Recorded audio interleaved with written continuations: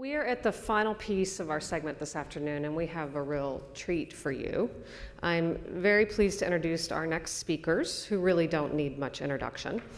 Nick Cannon is truly an industry giant, as his body of work as an actor, comedian, TV and radio host, musician, director, producer, and philanthropist have made him a household name. And while his professional work keeps him kind of busy, he has always made the time to use his resources and his voice as a philanthropist to give back.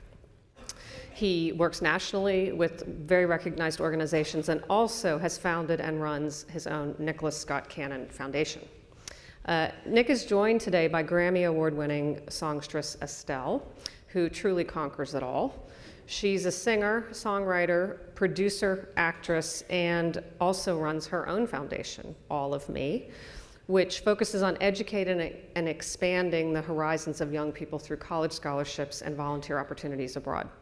So Nick and Estelle are joined today by Rene Jones, founding director of the UTA Foundation at United Talent Agency, which is a global talent and literary agency representing many of the world's most acclaimed figures in every new and emerging area of entertainment and media.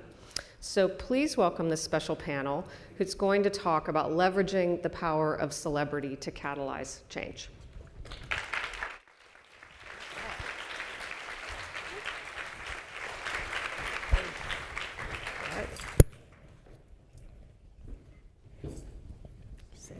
How's everybody doing? Okay. This is going to be easy. Thank you, Rachel. Appreciate the introductions. So as many of you know, the entertainment industry has a legacy of using their voices, their ability to tell stories, to be a catalyst for change. And I'm privileged to be joined by two multi-hyphenates to talk about why philanthropy is important to them. And what I'd love to hear first is, when did you know it was going to be a priority in your career, and how have you made that happen? Okay, hi. It started for me when I was 23 in London. I started off my career on Richard Branson's label, V2. And I think a year after I released my very first album out there, I went on a trip with Virgin Unite to South Africa to do some charity work, just be a face and be a beacon for what they were doing out there. And I went out there with them a few times, and I just loved the model, aside from actually being able to help and fulfill the work, that, help them do what they were doing out there. I loved the idea that they didn't want to reinvent the wheel, per se. They were more about giving the people an opportunity to do for themselves. Every time you heard about a foundation or a charity up until that point, for me, it had been about, give us money, we'll go and fix the people for themselves, because they can't fix themselves.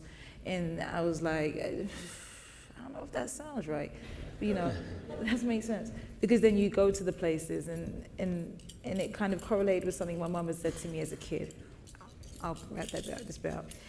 She would go home. My mom's from Africa. She would go home and she would find that, major charities, their stuff was on the market for sale.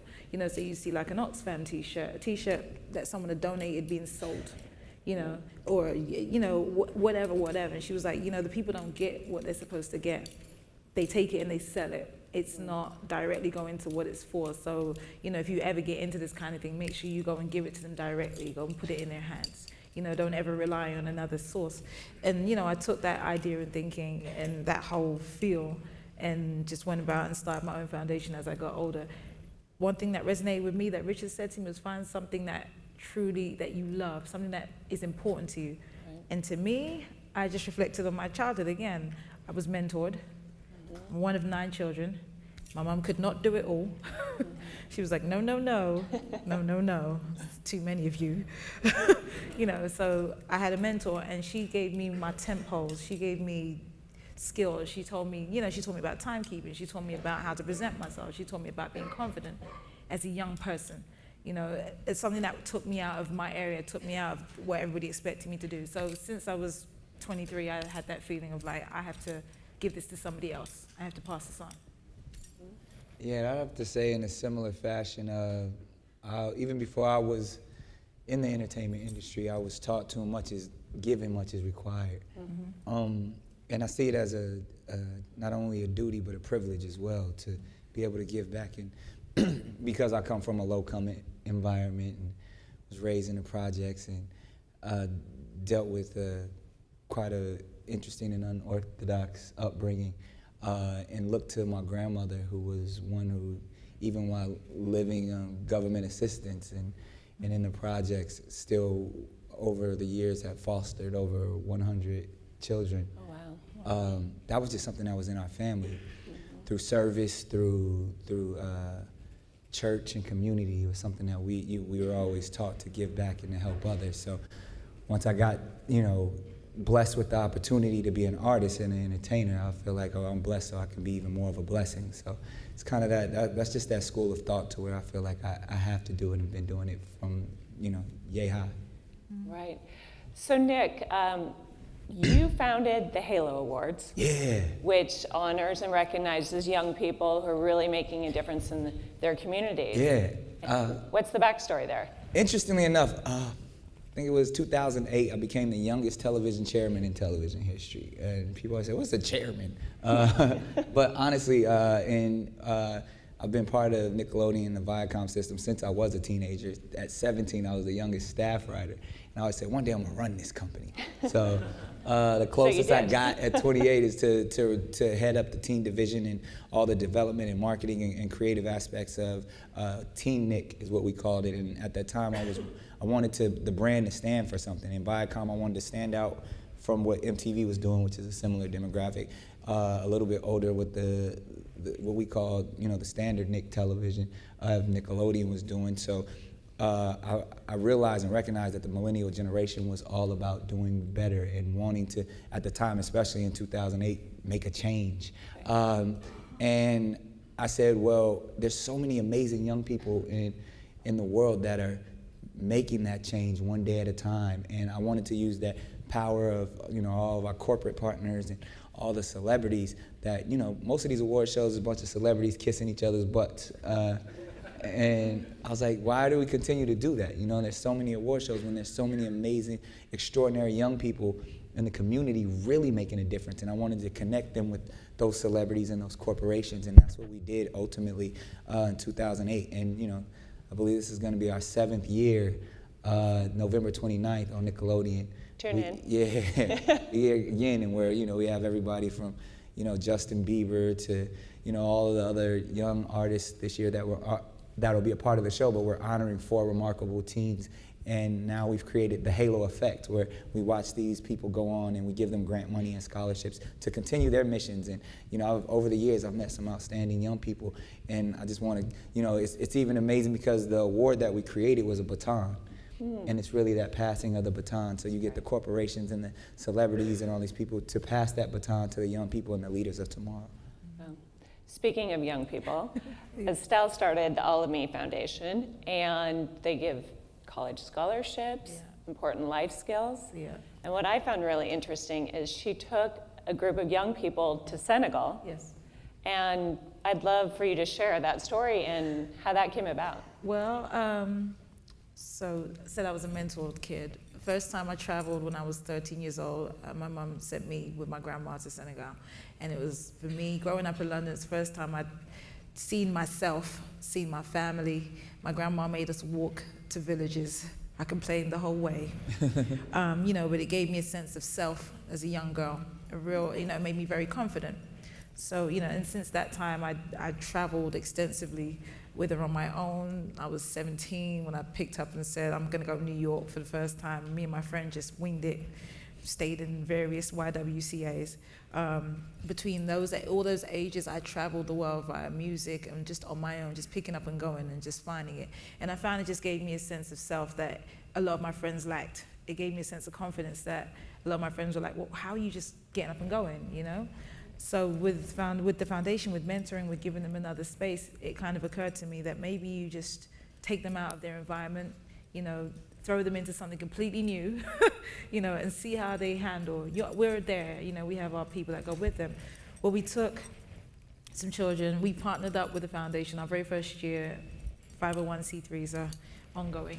So our very first year, we partnered up with a foundation in LA. We were based out of Watson, Compton, and we put together. We found a group of kids she was with the lady who was working with at the time, and we put them through a leadership course. They were all around the ages of 15 to 19, coming out of high school, going, just getting into college, and just, at that weird, difficult, not too sure what I'm doing age, which to me is the crucial age. That's the age where it could all go very, very wrong, for a young person.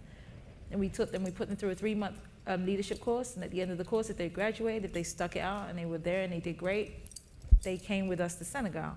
It was almost like a holiday / give back. They had to go collect as many books as they can, and they helped build a library in a village over there.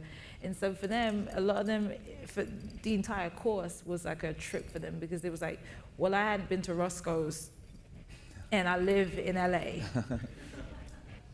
No, exactly. You think that's crazy. And to me, I was like, well, I'm from London. I don't even go there anymore because fried chicken.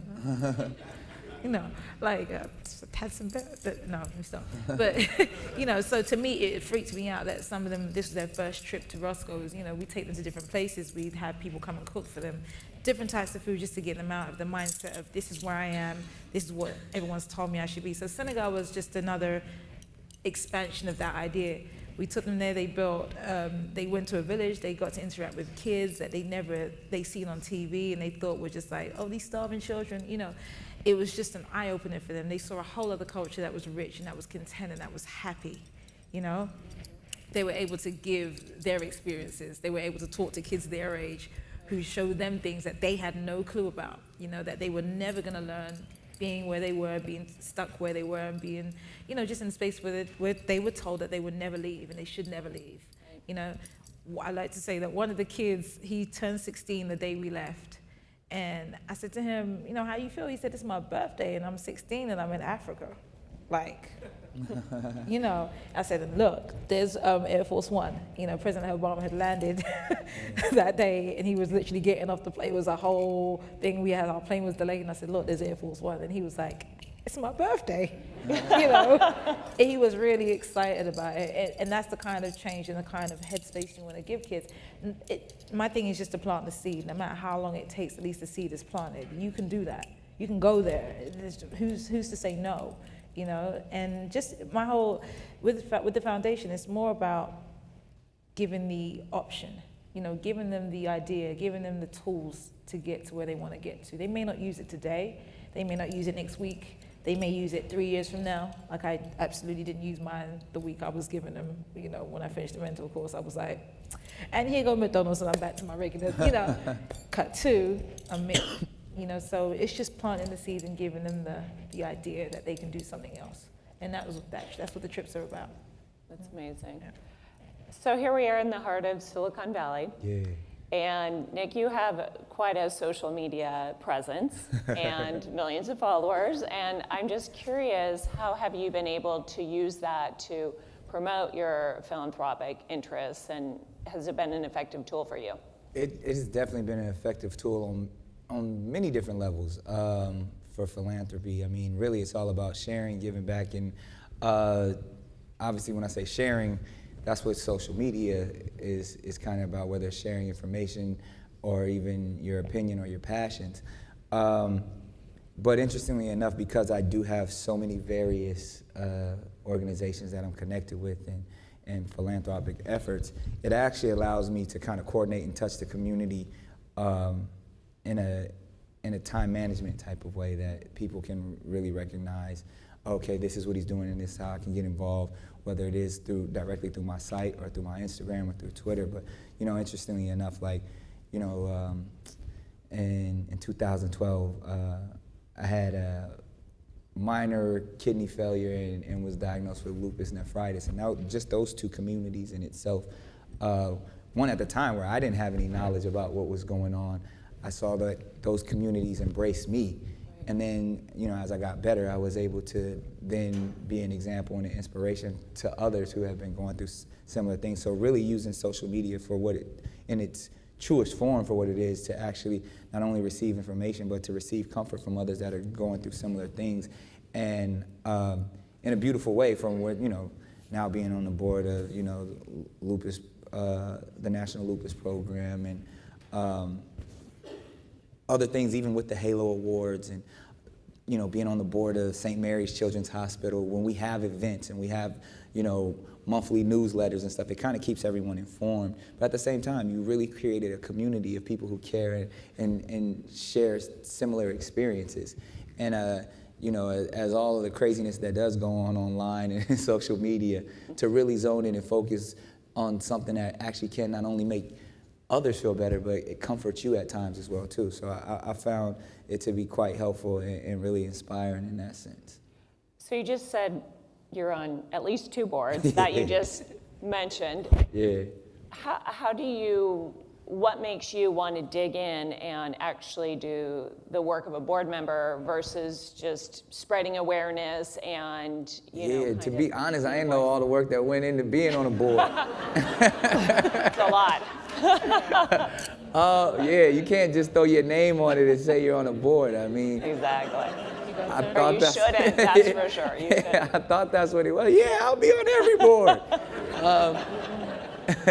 But no, honestly, board work is so important, and it really takes leaders and people who can work well together and come up with these innovative ideas, not only to raise funds, but to raise awareness for these different organizations. And, you know, because I do have a wide reach and influence on certain areas, specifically in places like social media, and, you know, having colleagues and associates that we can reach out to whether it is, you know, asking them to lend their services or funds or whatever.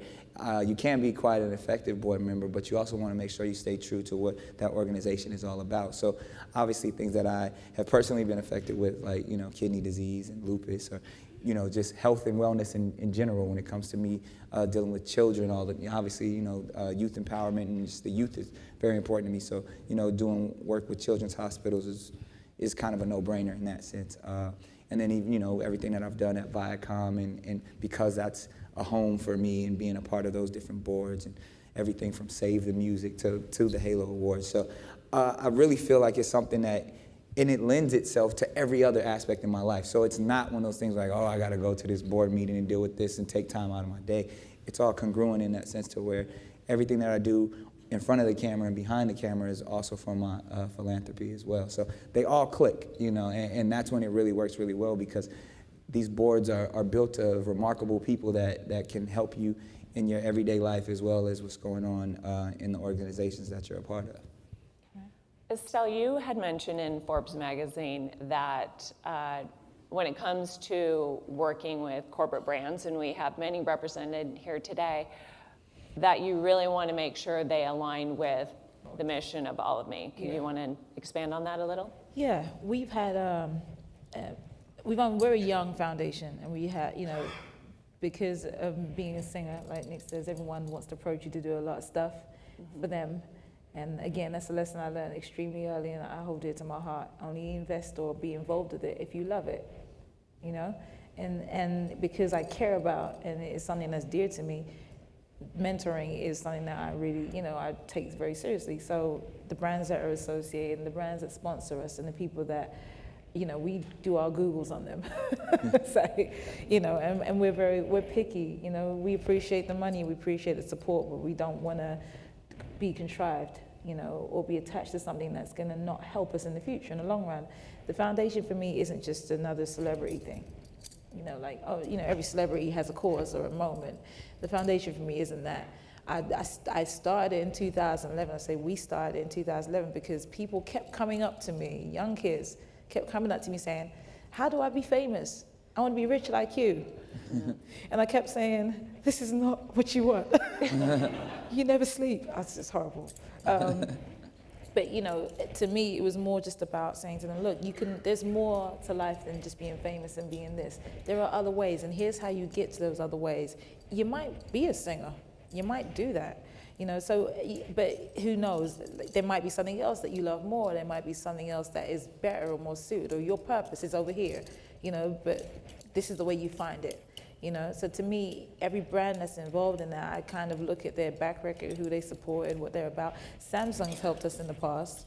I've had other foundations, I've done shows, and you know, and they help us out. But also, I pick and choose who I work with and who I perform for. You know, otherwise it just becomes a bit of a, all right, just yeah, sure. You know, like you don't ever want to, you just don't want to water the situation down. You know. But we're very appreciative of all the support either way. I just want to make sure that it's actually helping the cause and the kids. And then we partner up with people that we can place the children with, you know, so not children, the young people with. So for instance, Samsung, we'll have them go and do, you know, like internships or, you know, or go and work with somebody in the company somewhere along the lines, just to give them another, you know, lane out. That's our kind of like, our barter with a lot of people that we work with. So can they come in, you know, for a week, or will you be part of speaking at, speaking at one of the classes? That's how we barter with them. So, you know, it's all very involved. Mm-hmm. And Nick, have you had similar experience? Are there any pitfalls to avoid, or?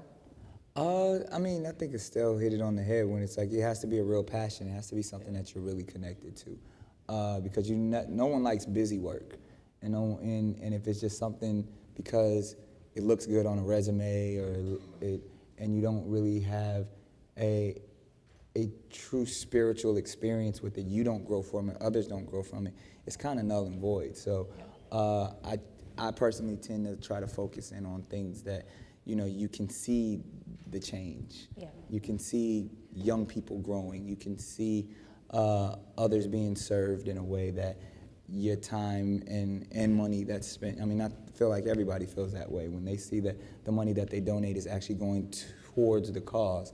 It feels real, and you feel connected in that sense. Absolutely. So I find the work that I do when I'm guiding clients, the people who put themselves out there as a philanthropist are the ones that get the most requests, because then of course people go, oh, they're into it, they're involved, they do a lot of things. That's a challenge, obviously, because you know, can't say yes to everything. How do you manage the, have the ability to say no, keep the focus, but yet, like you said, Nick, there's so many things that are near and dear that affect you in your life, but I find that that's always a challenge with high-profile people, is everyone's coming to you.